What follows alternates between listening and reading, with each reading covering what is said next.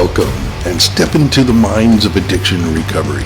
Hello, I'm your host, Brett C. It is an honor to bring into light one of the darkest aspects of our society, addiction.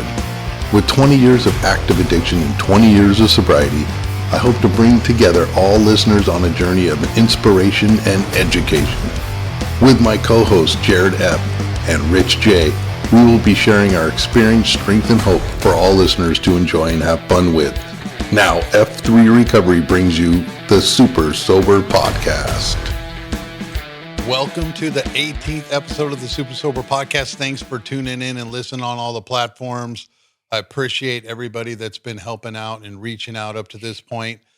We got an awesome episode right here. We're going to be going into what it's like living in sober living, how it is and the rules and everything behind the scenes for people that have no idea about the stigma that has to go with sober livings. We're going to be diving deep onto it with the Step House, which is on the resources information page on f3recovery.org. Just want to let you know, my name is Brett C. I'm your host.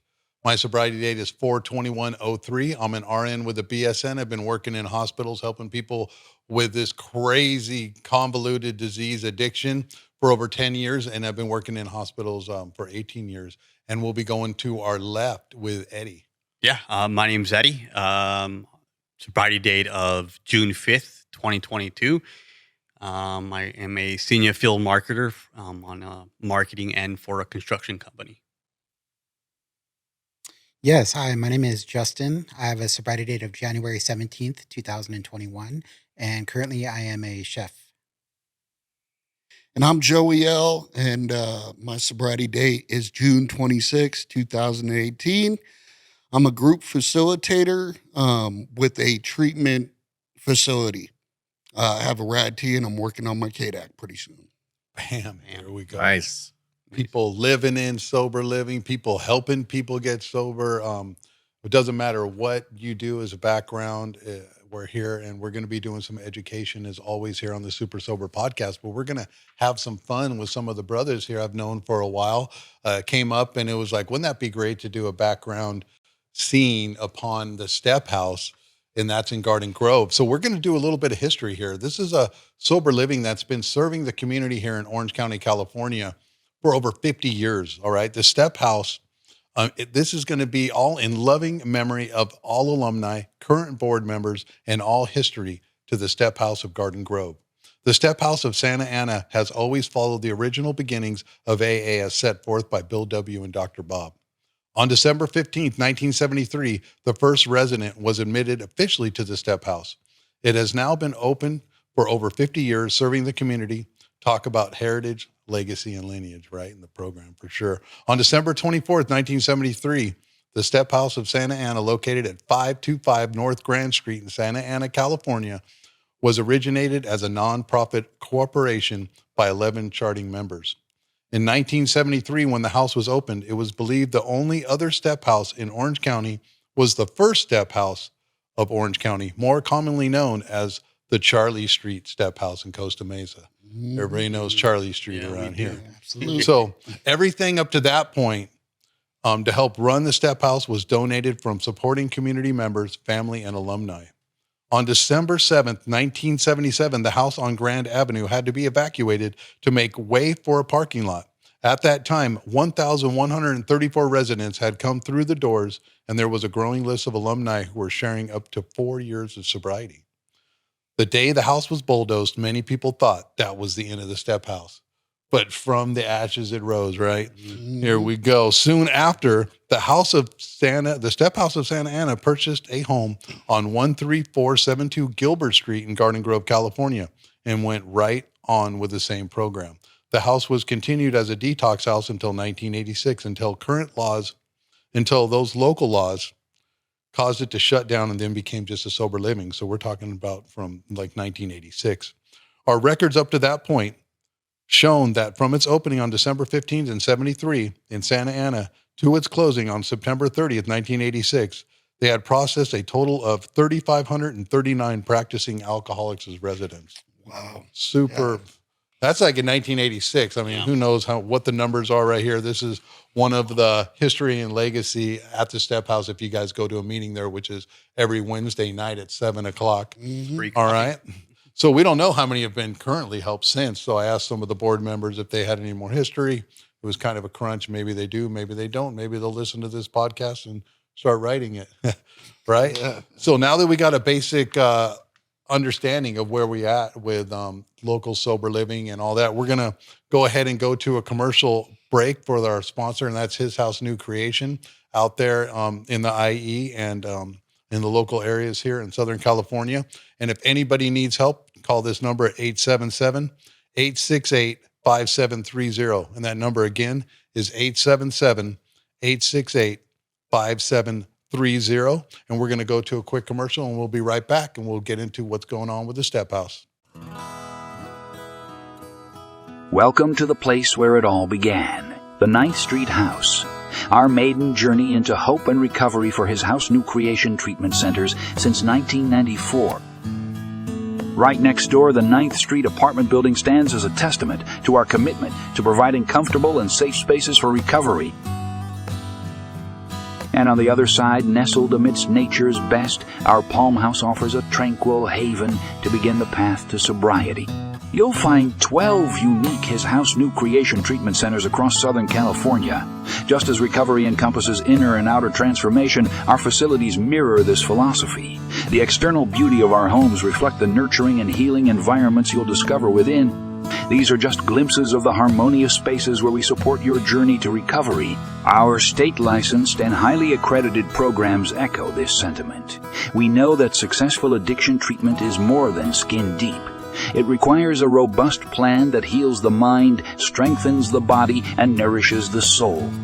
We select the best facility to cater to your unique needs, providing focused, compassionate care that sets you firmly on the path to sobriety and hope. Welcome to His House New Creation Treatment Centers, where the journey to a healthier you begins. Your recovery begins here with us. All right. Nice. Now we're back. Thanks for listening to the commercial, and we're going to just get right into it here with the brothers and stuff. We're going to show like a couple pictures up here, and we'll explain it to our listening audience, but we're going to go into just a couple pictures right here. Here's a couple alumni right here. That was a good day. A front row Joe and Alan right here. I don't know if they would be mad if I showed them their pictures, but they just recently took 10 and 11 years. Yes, sir. So they both are alumni also through it. We have other brothers, Brian D, and a lot of other people out there. There's me taking 21 years with Corey, who I've now take years with now too. I think he took 2 or 3 or something. 2 years. Solid 2 years too. So he's an awesome brother. And there's Angela holding the cake and everything, a sister that's been coming to the Step House for a long time. There's Eddie on his birthday, right? Yeah. Look at that on the big 2 years right there.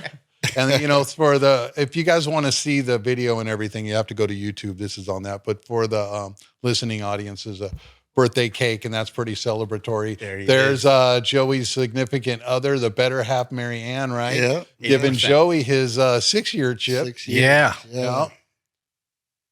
And there's Justin with the big 3 right there, man. That's right. Pretty locking it down. That's good And stuff. what else do we got here for some pictures? There's us, some of the brothers right there on a panel. Old school with our right brother there. Brandon. The old Brandon wrecking Yu crew. right there. We'll have him on the podcast too. There's our brother Taylor. There's a whole community of us in a bunch of different pictures after the meeting. Yeah. Great photo. And there's all the there you homies. go. So the Step House also has a pool table in it. Kevin's birthday, by the way. So okay, that was Kevin's was a huge birthday. turnout. Yes, Yeah. he's the manager. And then there's Danny. There's a whole bunch of brothers and just a bunch of people there just celebrating. So it's been a lot of fun times and getting to know people and everything. So we're going to get into it right here with some of the first questions after we get done with some more of those pictures. It's pretty awesome. There's Melinda and just a whole bunch of people. I didn't even know you other had brothers these. and sisters like that. So, and then there's a fun in sobriety, the Wolf Pack, which Eddie's Original a part of, Wolf Pack. Joey's a part of, and a lot of the friends. There's Justin right there too. He's looking pretty tough right there, dude. Yeah. And there's serious. Russell and just a lot of the brothers. Brother Tim's there. And that softball thing that's still going on. That started during the pandemic. Undefeated and out here. too. what I hear. Woo! Yeah, I've heard it was Word on the block. meager beginnings for the Wolfpack, but not anymore. They're out there crushing it. Yeah. Right. So We didn't win a game for 2 seasons. now they're crushing every game, That's right. So we're just going to get into that. That's a little bit of fun that we have in sobriety and getting to know each other and brothers and sisters and legacy and lineage right there. You see there was kids in the pictures, people bringing their family members into there and getting better for sure.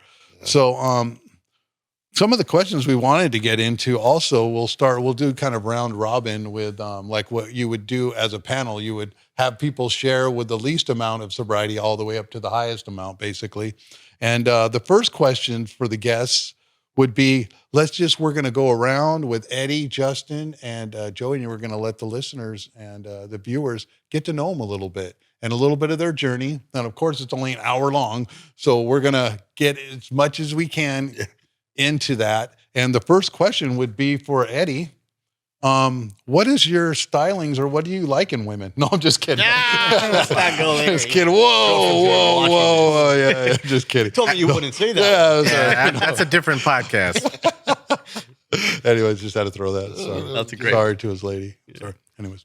All right. Give a brief history of how you got to the step house. Yeah. And a little bit of alluding also before we go to the first one is we were having lunch the other day and they all had about the same amount of sober livings they burned through before they got to the step house. So go ahead, Eddie. Yeah. My journey in sobriety and in sober living houses, it's, I can't count no more. I can't count how many times I've been in different sober living houses in one hand anymore. But I think at the end of the day, it takes what it takes. And, in each experience I've taken with me and I've learned. But when I first found the first step house of Garden Grove, I was already associated with the now manager today, who's managing the house today, from meetings, same type of group of people we used to hang out with. We were talking, and I told him I'm looking for a place where I could start this journey again, and I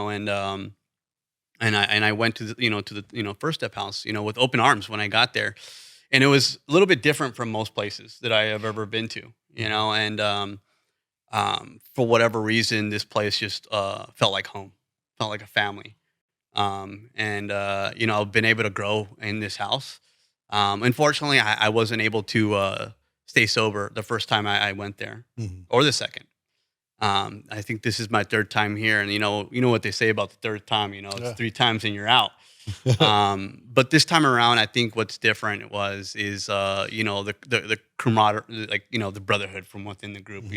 I've seen a lot of these guys when they first got there, and now I'm there, and I've seen them be able to grow, and I've been able to grow with them, and that's kind of like my history with the first step house. Yeah. So how many sober livings when did you first start getting sober? So back in 2013. Okay. The message was carried through my sister, a family member. Up until that point, I didn't really listen to anybody. Yeah.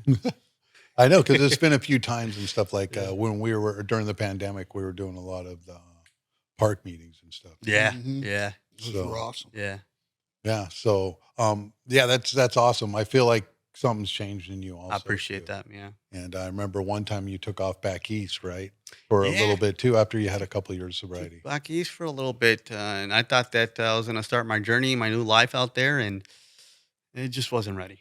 You took your old self with you there too. I did. Yeah, I did. I had old reservations. I thought that I could beat the game, and I tried to give it the old college try, but evidently, this disease is a lot stronger than me. And, I came back right away, with open arms back to the house. So, Hey, can I ask Eddie a novice question? Yeah, absolutely. Jump Okay. So you said you went back east and you had that, you weren't able to maintain your sobriety. What was that moment like, that moment where you knew you were falling off? I mean, was it a temptation? Was it a drink? Was it a friend? What happened that time? Yeah, it was a culture shock for sure when I went out there. I grew up in Orange County my whole entire life down in Southern California, and I have habits that I'm accustomed to. of doing, and people that I you know, when I feel unsafe, I could go to people that I feel safe with. Mhm. And when I went out there, I had not only I had reservations on drinking, but I didn't have any safe people to, you know, turn to. You know, I just was me by myself out there, and you know, luckily I was able to be in contact with, you know, the manager that I live at the house today, Mhm. and he basically was, you know, just giving me advice and telling him I think, you know, he thinks I should come back. And you know, it was a long drive, 1700 What state was that? Missouri. Yeah. Yeah, I was in Missouri. So 1,700 miles, and I'm in the middle of of a blackout still. And I decided to sober up during the winter. It was blizzard, so it was like in December. Oh, wow. Yeah, so it was full blizzard. timing. You know, and but I got back safe and sound. So yeah. Okay. Higher power. Yeah. Absolutely. I just got the Yeah. visual there. Right. Bad loaded in Yeah. the car, only kept warm with the whiskey in the That bottle. was on the way little back. airplane shots. Yeah. There you go. Yeah. Like, Okay, well, let's go on over to Justin over here. Let's hear a little bit about the backstory of some of the sober livings, and basically the same question. What was Well- it on Eddie? Just to sum it up, I've been to detox a total of 5 times, 4 times at Charlie Street, 1 time at the Oceanside Charlie Street, which is pretty much the same thing as the Costa Mesa Charlie Street. It's founded under the same principles. So, yeah, I've been doing this thing for a long time. Went through a total of about, I would say, close to 10 sober livings. Mm. And this time around, I was pretty much out of options. I had gone to a hospital, and they found me a place to go that was free, which I like free, especially Yeah. when you have nothing. Free sounds really good. And you know, I got accepted into a transitional housing program, which was funded by the county, and it was for 2 weeks. Only it was more of a psych ward type facility. Mm. Didn't realize it until I got there, but it was a roof over my head, and I was willing to do anything. I was in constant contact with my sponsor every single day, sometimes multiple times a day, just to make sure I was doing everything right this time around. Hmm. And then it was our job while I was in this transitional housing to find permanent housing, so, a sober living or some sort of housing. I was looking everywhere. I was looking at shelters all through Orange County. I was trying out different sober livings, and I've checked out a couple of them before actually finding Step House. And a lot of them just didn't have the feeling of a sober living, I guess you could say. Mm. You could tell people weren't happy there. You could tell people weren't working a program. It just didn't seem like a positive environment for me to start my journey on until I found Step House. Upon finding Step House, I interviewed with the manager and the manager that's currently the manager right now. And there was no bed available. Mm. And it was really unfortunate because I really wanted to get into Yeah. the Step House. Yeah. And they told me that there might be someone moving out within a week or so. Will you be okay with where you're at right now? And I talked to the transitional housing I was staying at, and I told him, look, I think I have a great place I can go to. Is there any way we can extend my stay here for a couple more weeks if need be? And they actually said, yeah, you're a great resident. We think that it'd be a good idea if you did stay here rather than sending you to a homeless shelter. Right. So I was very fortunate, and that's just God showing up for me, Right. you know, to be honest with you, because I didn't think that would happen. And they let me stay there for an additional week and a half. It was a 2-week program, so they let me stay there 3.5 weeks. Mm. And then a bed opened up at Step House, and then I was able to move in. And it was the best decision I've ever made. Yeah. Yeah. That's awesome. Now he's the assistant manager. Yeah. Now I'm, Oh, now you're I'm the assistant manager? He's the Now I'm the assistant. assistant manager. Yeah. Man, that's awesome. Kevin's That's right good hand stuff. man. That's Yeah. right, man. Yeah. Oh man, I better flip and wash my hands before I start the next meeting. So I just wanted to backpedal a little bit. So how long do you have sober now? 2.5 years. And how long do you have sober? 3.5 years, but solid Right. 3 years. And you've both been living in the Step House for the whole time, right? Yeah. At this Yeah. Step House, right? Yeah. Correct. Okay. Yes. Cool. So let's go on over to Joey here. All right. How you Tell doing? us a little bit about the journey. So Have you been to Charlie Street? I have. Yeah. And you've been to Charlie Street. 4 times, yes. And you've been to Charlie Street. 3 I've times. been there, yeah. I haven't been to Yeah. Charlie Street. Should I? What? In fact, that was No, I've been there, but not as, Yeah. Okay, That go was- ahead, Joey. I'm sorry. This So, is like, what a commonalities. I'm just learning a lot of all this stuff too. And I've Yeah. known you guys for a long time. It's crazy. So that's a perfect segue because that's when I first started my recovery journey. Was in 2007. I passed out in front of a liquor store. A cop rolled me over and I said, I need help. They put me in handcuffs and they brought me to Charlie Street. Boom. Oh, man. And for 12 years, I was in a state of relapse of building it up 6 months, making it look really pretty on the outside, and then tearing it down and losing everything I worked for in the past 6 months in a weekend, Yeah. and then begging for help again. And so in 2018, I repeated the same situation, and I found myself, I did have a car, and I found myself broke, detoxing, homeless in my car. And something told me to go to the Garden Grove Alano Club, which I hadn't been to in years. Mm-hmm. And I parked my car there and, just prayed and God, get me out of this one again, right? Right. And I would go to the morning meeting and I'm shaking, living in my car. And I'm like, I'm Joey. I'm an alcoholic. I don't know if I can stay sober, but I know I can't keep drinking. I'm going to die, Yeah. And usually, and that's not the first time I had to do that, but usually somebody would help. This time, all they would do was they just clap. And I'm They're all, like, shh, that's Joey. He says that every time. and I'm thinking to myself, that's not the way this is supposed to work, guys, right? And I go back to my car. And this happened for the duration of a week where I would go to that meeting and share and try to get some help and nobody's helping. And I believe that was my higher power really let me feel the desperation of my experience. So I would take it a lot more seriously, which I did. So I called. Nobody's answered my phone calls because they know my MO. I get sober and then I get loaded. Except for Brandon, Right. which you'll have on the show. Brandon, I got him into a sober living. And Al, too, right? And Al, I used to run with Al, and he's sober now. Yeah, but Brandon, I used to work with Brandon, 14 years ago?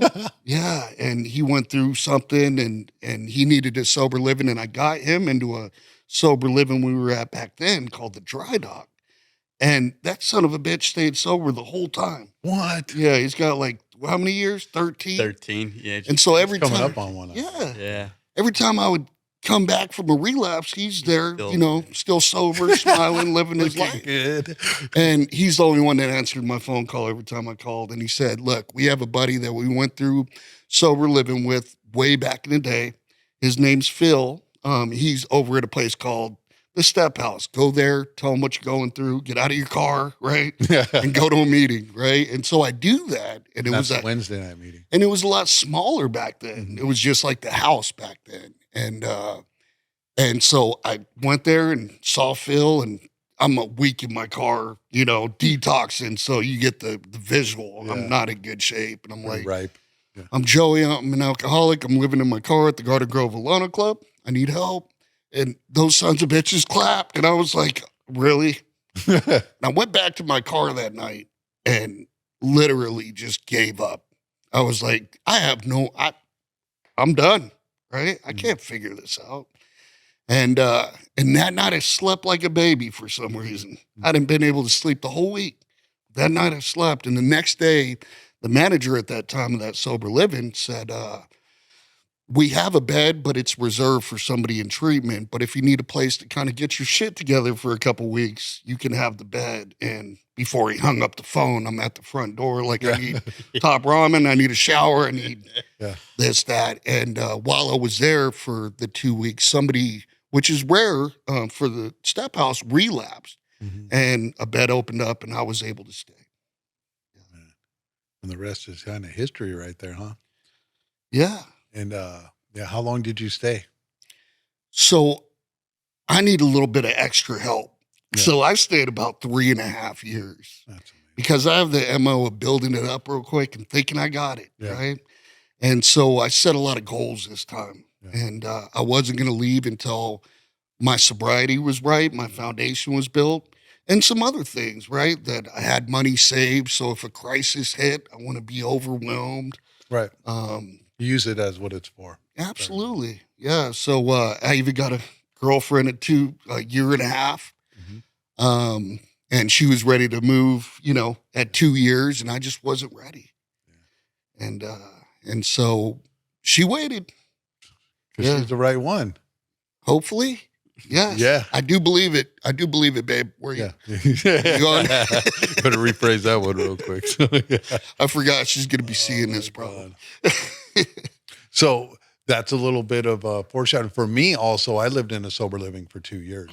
I mean, I got right out of treatment and I had to get a safe place. And that's how, I mean, if people listen to some of the podcasts, I've done that also, told a little bit of my story with it, but I went right out of that treatment center. And then that's where I met Glenn, the sponsor, many, many years ago, almost 22 years ago now, and 21 plus. And he had the safe place. It's so step house like his places because he's got his finger on the pulse. It's the weekly meetings. It's the accountability. Sure. It's, you want to do well. I mean, everybody wants to do well for Kevin, right? I mean, you don't want Kevin looking, at you Disappointed. sideways. Yeah. That's why he's my 'cause sponsor. he cares. And it's like, well, so that started it all for me. I would have never become a nurse. I would have never met who I needed to meet. I would have never gotten the foundation and the safe place that I needed. And that was in a city that I was loaded in for a long, long time. Yeah. Very triggering, but you can do it. Sometimes it's not recommended. You can get sober anywhere. That's Yeah. true. 100%. So here we'll go into the next round of questions here. We'll go with Eddie. How has living in sober living helped you stay sober up to this point? Yeah. I think it circles right back to what I was kind of talking about in the beginning about the camaraderie that I have with the guys in the house. So just like having simple relationships with other men has always been like something that I've never really had throughout my life, because, you grow up a certain way and you just don't really develop meaningful relationships. And, everyone there has a desire to stop drinking and using. And, you lean on these guys for just about everything, emotionally, mentally, everything that you need for like days when you're just not feeling good. And so it's helped me a lot, and then just building that routine. Routine is huge, getting up in the morning, doing a morning meditation. All this is all suggested stuff, but I've been able to put up, gather a few days consecutively now, and it just becomes like second nature. So I don't know if I would have that anywhere else, and a routine is huge for me. And that goes with everything, with paying bills, doing more morning meditation, communicating with the guys whenever I'm having a bad day. So all these things play a factor into like, why I'm here today, and my higher power, getting closer with that too. The routine's super important. What Yeah. about you, Justin? Want to hear the question again? Mm, No, you got it? yeah, I got it. You know what? One of the most important things sober living has taught me, and this goes with recovery in general, is we don't have to do this alone. Mm, I'm so used to trying to do this on my own for so many years. right. For 10 years, I was trying to do this program on my own. Right. And being at this particular sober living has kind of brought out not only the best in me, but the willingness to participate in my own recovery. Right. What I mean by that is I'm usually quiet. I'm pretty reserved. Mhm. I'm the quiet guy in the room. And it's really hard for me to open up and to discuss feelings and stuff that are going on in my life. But something about this house, I forced myself to sit in the living room with the guys. Yeah. I don't watch basketball, but they're watching basketball. And I forced myself to sit in the living room and be a part of. Right. I wanted to be a part of. And it's just been the best decision I've ever made because it helped me build a foundation being at this house, which is huge for me because, like I said, I'm used to doing things by myself, but we don't have to do this alone. And, I've met a great group of people Yeah. that I can call family now. Absolutely. You know, I look forward to seeing them every Wednesday night at our 7 o'clock meeting. Mhm. And when they're not there, you know something's wrong. Or you call them and you check and see, like, Yeah. where are you? What's going Yeah, what's on? You going know on? what I mean? It's drastically improved my own personal life and ambitions. You know, to kind of push myself and be out there a little bit more. Yeah. More talkative, more approachable, I guess you could say. But yeah. And you're on the podcast now. yeah, I'm on talking a about it. podcast now. You know, You go do a lot of figure. panels. You do a lot of I do a you're lot out of there. panels. You guys Yeah. all do. I enjoy doing panels a lot. It's definitely helped my recovery, just to be able to share a message. And like I said, I don't talk a whole lot, but something about this program makes me want to share it with other people. Mhm. Yeah. Definitely. So Yeah. Right on, man. What was the question? Yeah. I kind of got it. The question shall be again, how has sober living helped you stay sober up to this point? Well, you know, because it's been like how many years since you've been out now? It's going on 3. I know it's Pretty- crazy how pretty fast close that's to been, 3. right? 3 years since That's I've been out. Almost. crazy. It feels like you Yeah, just 2.5. moved out. Yeah. But how did it help you stay sober Oh, and the accountability part? Tremendous. Once internally, I was really ready to get sober. I was able to embrace the relationships. I had an MO isolating, being in the back room, going to work, you know, and just focusing on building up the outside life. But when I started getting together with these guys and forming a brotherhood and knowing Yeah. I'm not, because I never had that growing up. My mom was an alcoholic. My dad was a heroin addict. And it was constantly the home environment meant you had to be on high alert, right? Oh, And I think I brought that with me through almost 40 years of life by the time I got there. And finally, after staying there for a little while, I was able to let my guard down and it became family. It was like, you know, like the holidays and Christmas. I would wake up early. I would, you know, help make Christmas dinner and or Thanksgiving. I look forward to that stuff because it's something I never really experienced. And yeah, it helped me tremendously. that's amazing. So, I mean, this isn't even on the question aspect. And I just learned before we sat down and we were talking a little bit pre-podcast, but let me ask you, between Eddie and Justin, who was the better roommate? You know, what? No, I'm just kidding. No, I mean, you guys. I didn't know you guys were all, you know, roomies or what we would call cellies. Yeah, or, I you know. never roomed with Justin. Oh, I thought you did. But Okay. he's still the better roommate. I'm just kidding. Oh, man, I love that guy. We And I'm have proud of you. Great bro. memories, though. Yeah, we got stories. Yeah, we got stories for days for sure. Mhm. Yeah, Okay, well, let's hear one real off the top. Or are you prepared to talk about a story real quick? I think, you know, it'd be better coming from me. 'Cause, you know, I always say I pay tribute to you know, Joey's sobriety because He says he helped keep me I sober. helped him keep Yeah. I kept him sober on what not to do. Let's just say I wasn't considerate. You know, Okay. I wasn't super considerate when I first. I think it was my first time around actually at that place. Yeah, I've heard stories. yeah.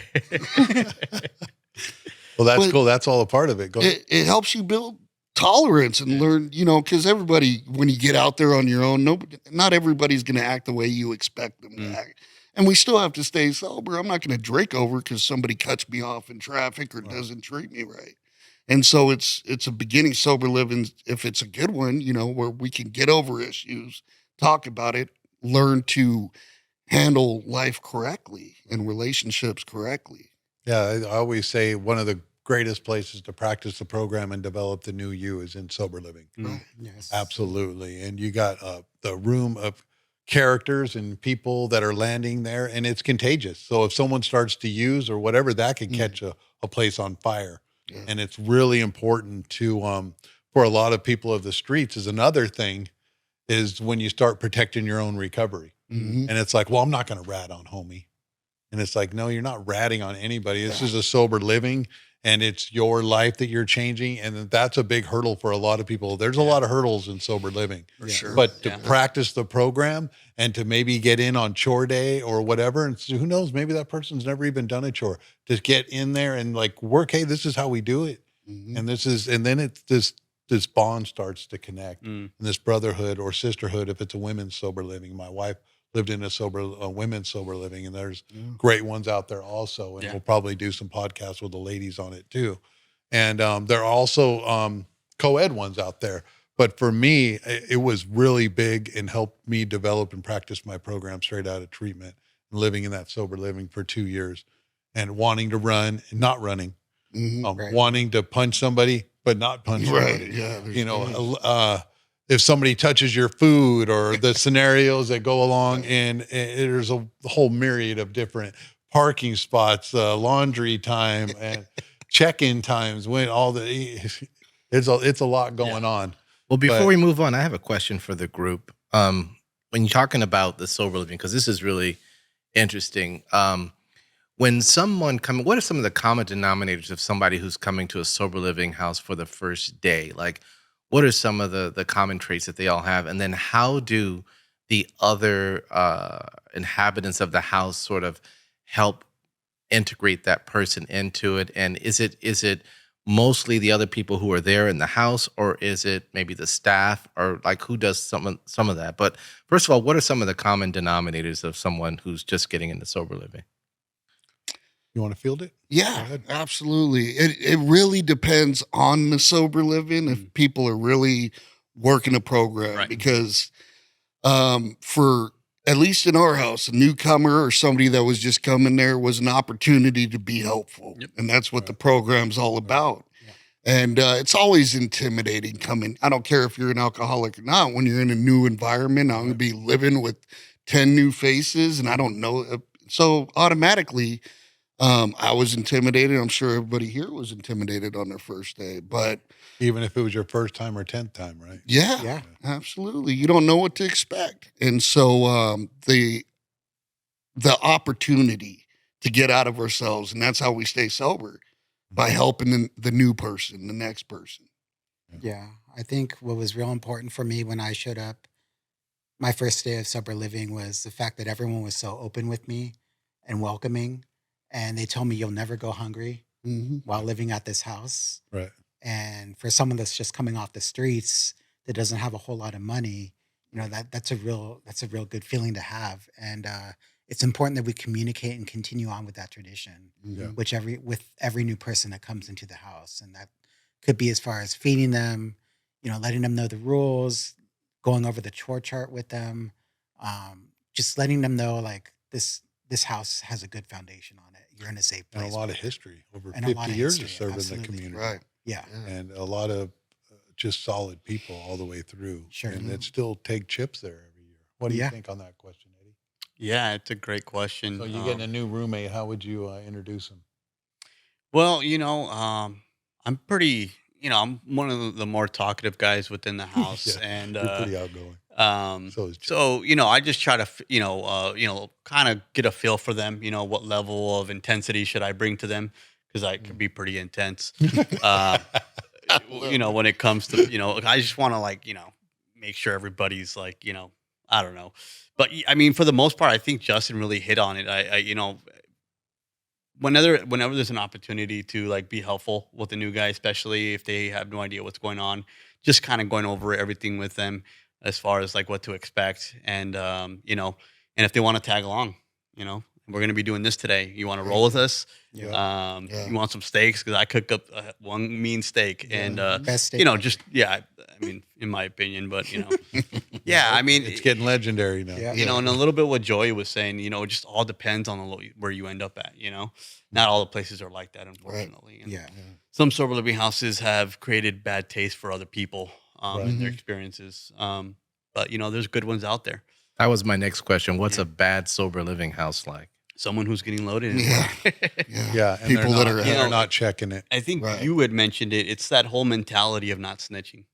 That whole street mentality of tough. and it's hard to kick that, especially when you're early on in sobriety, because you're just learning who you are. Yep. And People take hostages yeah, and that whole not snitching thing has nothing to do with it. It's the principle. Yep. It's supposed to be a safe environment, where you're supposed to grow. It's an easy the transition is what are you going to be down for? You're going to be down for your new life, or you're just going to be down for that old life?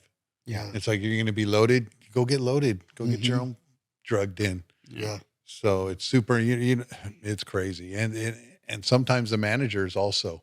So some of the rules that are basic for sober living is like the rules upon relapse. What's the curfew rules? Is there accountability for meetings?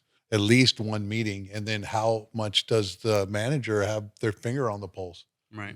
And I know that the Garden Grove step house is pretty lenient in a lot of different ways. They can, the manager would be, oh, we give you enough rope to hang yourself. Yes, absolutely. So, but for the beginning part, it's got to have an accountability factor to it. So definitely there's a lot of difference between a sober living and a sober-ish or a kind of maybe flop house.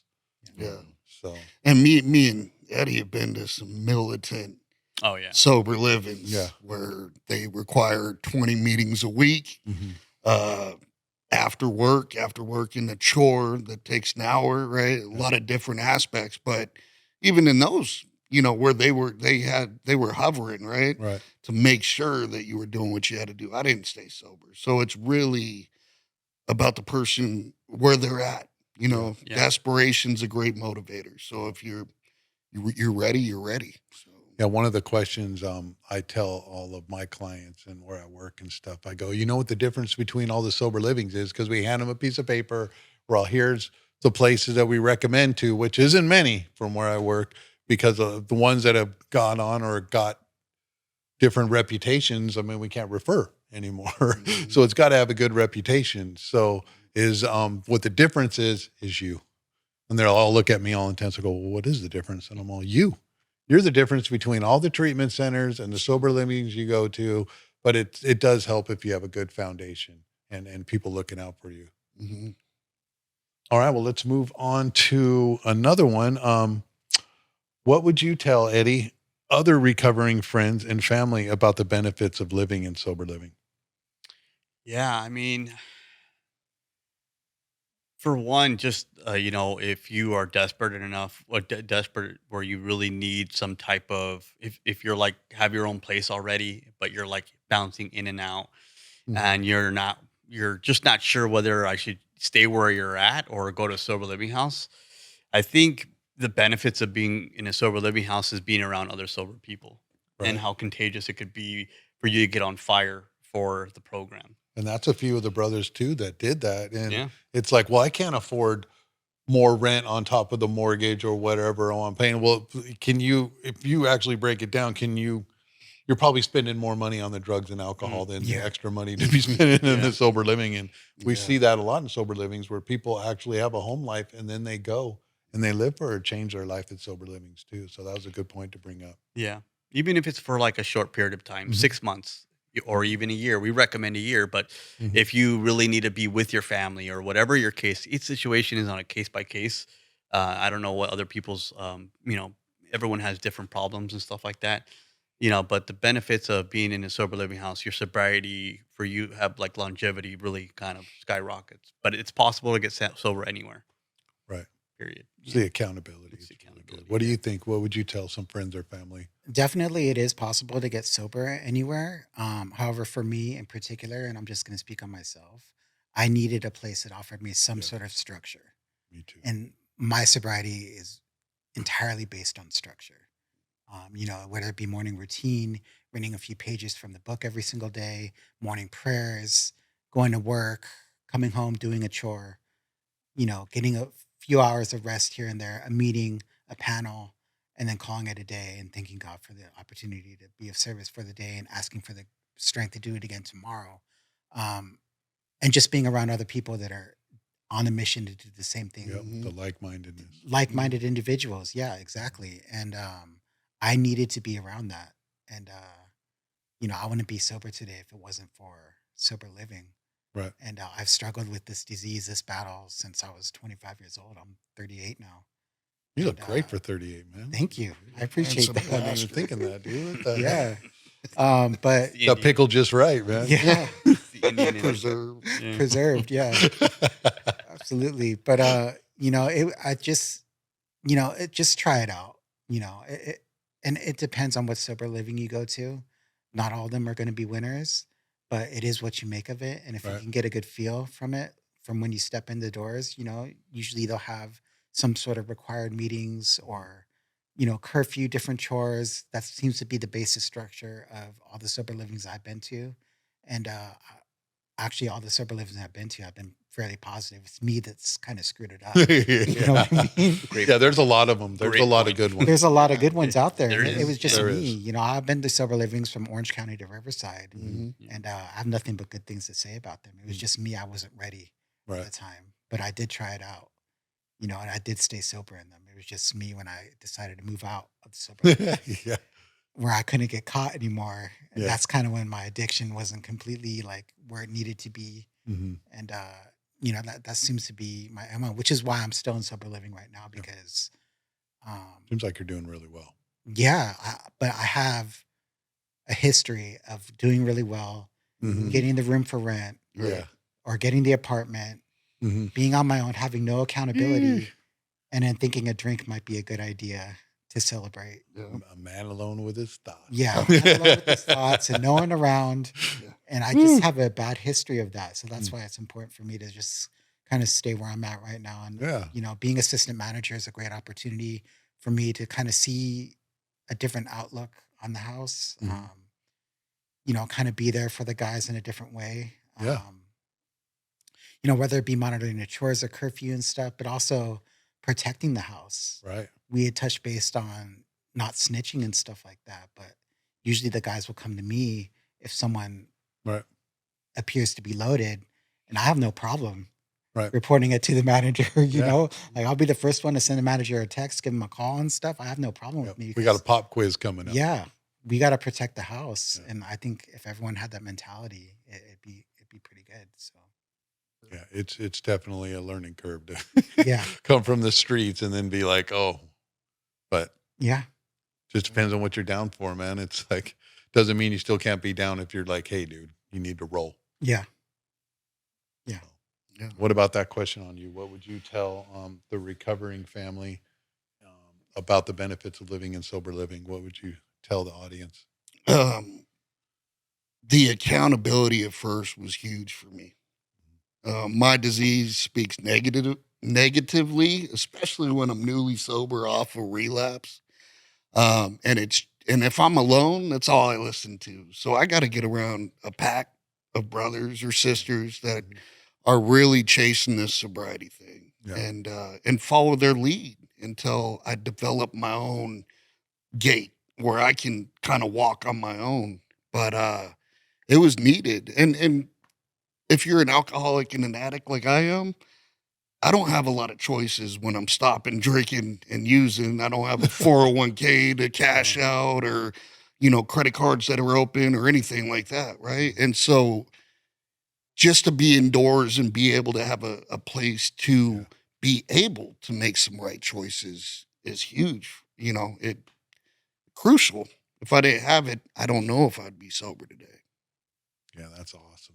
Can I add something real quick? You can also? add all you like, sir. I have a sheet of like sober living houses that I could bring if you want to put it on your website for like the families that that are looking for places like this that you could send them to. That would be a safe place, a place where you don't have to worry anymore, a place where you could actually fall asleep and not worry about them, falling back into the same place. So I definitely want to give you that piece of paper. Yeah. And maybe you could put it on the list. And those are all the places I know specifically that all do a solid program and want the best for those, for the people who live in the house. Yeah, we can definitely add it. It's always growing on that side. We're going to have to add Yeah. more pages on the back end. We have this house. We have our other friend's house, the Agape House, and some other treatment centers and everything too. It's a growing process. Cool.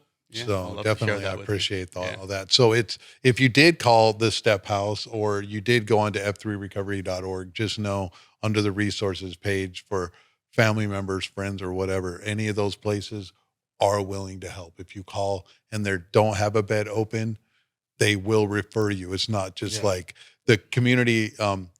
Just recently, someone had got out of prison, and it was like a last minute thing. Before you know it, there was 3 different places just in that text message to Kevin and then to other people, and it was just boom, boom, boom, and I was inundated. Just like, 'cause that's how connected we are, though. I mean, we just put out the word, and it's just boom, boom, and people just start Did he go into sober living? No, but still, it was there. The And options. yeah, it's crazy how quick things can happen. Yeah. So let's go into a couple fast lightning round. So it's basically how it is when you're working in treatment. It's like, hey, would you want to do something more than nothing? It's like, Nope. hey, would you like to maybe go to sober living? Nope. Well, maybe PHP outpatient. Nope. Well, hey, maybe some IOP, maybe 3 days a week. Nope. Hey, well, how about maybe an AA meeting? Nope. NA? Nope. Wellbriety? No? Nope. No. It's like at some point, it's got to start being yeses Yeah. to sobriety or a different way than just the disease. I mean, it's just, oh man, saying yes to all the aspects of being in active addiction is just gnarly. So here we go. We got a question for Eddie here from the viewers and listeners. What's been different in your sobriety this time around? I know it's been a lot of back and forth before this stint of sobriety. Yeah. It's just, it has to I do already with, asked that question, but go ahead. I think, honestly, it just has to come down to a matter of me wanting to build a relationship with God. And it's kind of a weird topic for a lot of people, right? Hearing the word God, and it was for me for a long time, but when you get 5150'd for the very first time in your sobriety I love your and story. end up trying to give away pretty much everything that you own in the middle of LA, where I know nobody in LA, these desperation moments really kind of open up, and you realize like, okay, there has to be something more. And one thing that always came up was God. And I really never flourished that relationship with God, and I think that's the biggest difference for me. That's awesome. Yeah. Okay, Justin, for you, there's this story that came up, and the wife was just like, you have to ask Justin this question, because I had forgot about it, which is awesome. So tell us about the paper you wrote in college, how AA doesn't work, and that you got a good grade on it too. It's a real interesting story. I share this at every panel that I go to. I usually get a good laugh out of it. And the reason why I share it is because it's important for people to understand how anti-program I was living for so long. Like, I did not want to return back to Alcoholics Anonymous. That was not my intention. It was God's intention for me to return back to Alcoholics Anonymous, but I didn't have a higher power at the time. So at this particular time when I was in college, education was my higher power. Mhm. I was completely devoted to school. I was on the dean's list. I was on honor roll. I was an English major, and I was doing an argumentative essay on topics. It was supposed to be like an argument Yeah. based on facts. Now, I had constructed a paper pretty much giving the history of Alcoholics Anonymous and You guys are all laughing already. giving the history of Alcoholics Anonymous and pretty much fundamentally breaking it down as far as I could and arguing with it. And I had good arguments with it. I had been sober for probably about a year and a half, not working a program, just completely dry drunk, white knuckling it. I was attending school full time while working full time at a restaurant. And I just was full of myself to the point where I thought everything I said was fact. Right. However, I wrote this paper pretty much emphasizing that AA will not work for me. It is a cult. There are prayers. They go around in circles. They hold hands. They hold hands. They read out of a book. How is this not a cult? You know what I mean? And I was thoroughly convinced that this program would not work for me. So I turned this paper in, not knowing what sort of grade I would get. And it turns out I got an A on it. And Turns out You got so an yeah, A. after on that, the my AA ego was anti-AA. up here after that. You yeah. know what I mean? And I was at the high point of my life where I was not going to return back to Alcoholics Anonymous. You know what I mean? And I share that at every panel because I want people to know that my life is so much better now today that I've surrendered to my higher power and decided to work this 12-step program. And it is possible for someone that's so anti-AA to follow through and work these 12 steps with a sponsor that has a working knowledge of the big book and have your life completely changed. And, a lot of people can agree with me, and some are biased about the program. Some think they know everything about the program without even opening the book. Yeah, that's right. I did the research for them and stuff. Yeah. So I did the research for them, and here I am today. 3.5 years sober, and worked all 12 steps. Take other guys through the program, and my life is completely changed. So, yeah, Good job, bro. yeah, absolutely. That was trip down memory lane right there. Yeah. I love that story, man. I love it, especially with the intellectual type of people. Oh, yeah. That are very smart, and I always mention that story. Yeah. We laughed because we were late. Right? 100%. Yeah, before we were willing to surrender, we had to. Yeah, Don't tell me about God. yeah, it's not going to work. Yeah. My friend went to the program once. Okay, Joey. Yeah. All right, here's one right here. All right. How did you know when it was time for you to move out of sober living? So this is another one that also, because sober living is a place where you can get the foundation, you can actually save some money. It's usually a low overhead, and you can get the foundation you need, work your steps, have a safe place. Mhm. So a common question is, which is individual, when is the time to actually leave and get out on your own? Justin was alluding a little bit about it, what happened to him different times, and you also up to 10 different times, 30 different times between you three that had certain amount of steps of sobriety and decided to move out, and it didn't work out so well. So how did you know when it was time to move out of sober living? How much of your routine carries over into your home life now? Mm. And was there a lot of pressure from the significant other to move out? Yeah, those are good questions. Absolutely. Um, A, B, and C. yeah. Oh, I know, right? God, so many stories. And I mean, I was in sober livings where I got 1 year sober exactly to the day. That's the most time, and moved out a year and a day, and relapsed that day that I moved out while I was decorating my new room for rent. Right. Oh my God. And so this time, like I said, I knew I needed extra time. I didn't know how long. I didn't put a time frame on it, but I knew it had to mean something to me this time. It wasn't just making it look pretty outside. It was the internal work and investing in that. So now it's not a dice roll to go back out there anymore. Now I have some skin in the game. Yep. And that's basically when I felt that connection to my own program, and also hit some other goals that, like I was saying earlier, my credit was shot. So I needed to work on that while I was at sober living. I heard somebody put a number of how much he wanted to save before he left sober living, and he's been successful. So I said, you know what? I'm going to do that as well. Yeah, I did that too. Yeah, absolutely. So once all those boxes were checked, then it was time to go. And yeah, it was difficult there for a while because, the fiance, the girlfriend wanted to move out.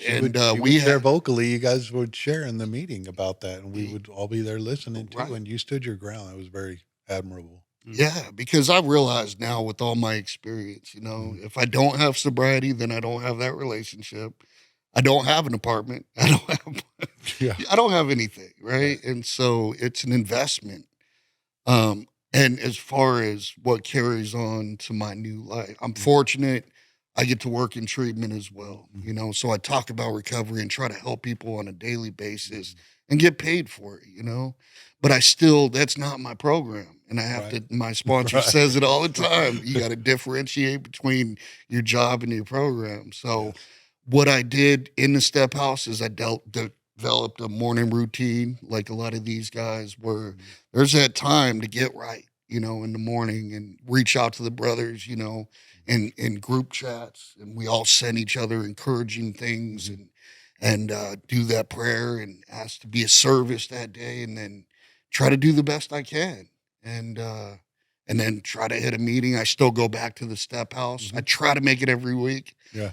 But that's my heart right there. That's where it all started. Yeah. And so I need to show, the newer ones that it can be done, right? You could go out and get a life and live sober, and, because you guys showed me that. the guys before me. Right. And I never thought it was possible. I'm like, it worked for you, but I'm That's good different. for you. I'm different. But so far, you know, staying connected has been the key of successfully staying sober. Yeah, and I can't believe it's been 3 years since you moved out. Yeah. It's flown for sure. It's just In going fact, we by moved quick. into a studio. Yeah. And then we got a dog and a cat. Yeah. Or we had the dog, then we got a cat, and then we got another cat. And so we had to move into a bigger place. You start accumulating stuff. So Right, now yeah. we had to move in the same building to a 1-bedroom. And now Now you're looking for another place. we're looking for another place out of, you know, I love Long Beach. It's still my heart. I was born and raised here, but want to go to Orange County since that's where I work at. and Yep. stuff. So, Makes sense. mhm.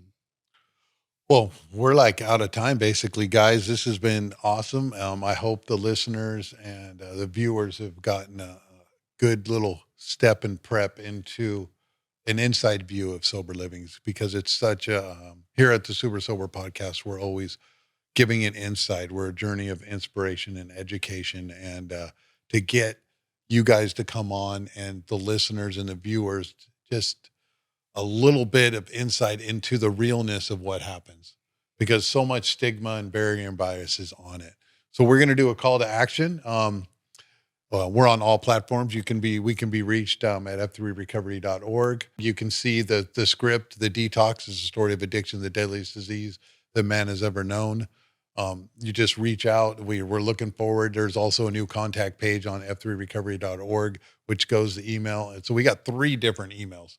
So info at f3recovery.org, info at Super Sober Podcast, and then also the contact page. On the recovery resources, you'll see the Step House information there. They currently have a bed open right now. Yes. And it's low overhead. They pay for toiletries and there's a food supplied, and the place is paid for. They have a board of directors. You can see the sponsors, His House New Creation, on there if you need help right there. And there's just so much help out there. And we appreciate you guys for coming on, and keep on keeping on. Thank you for Thanks, having guys. us. Thank you. Thank you. Thank you for listening to the Super Sober Podcast. Go to our website at f3recovery.org. That's F3Recovery, all one word, .org.